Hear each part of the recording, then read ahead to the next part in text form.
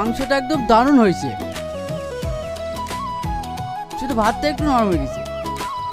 কারো যদি দাঁত না থাকে সেও খেতে পারবে। সব কিছু যখন পারফেক্টই খাবি তাহলে হোটেলে যাবি। পিকনিকের রান্না এরকমই হয়। যাই হোক, ডাল রান্নাটা যা হয়েছে না, বিশাল লাগছে খেতে।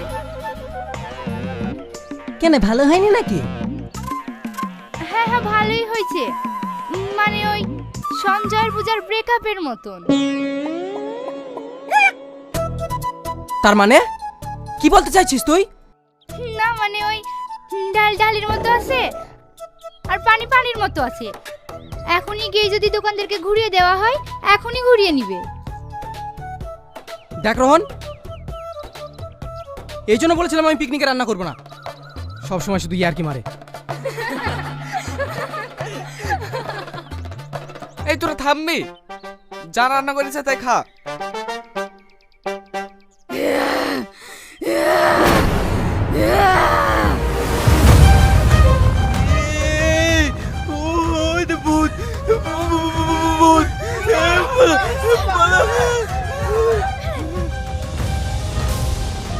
এই তোরা পালাসি কোথায়?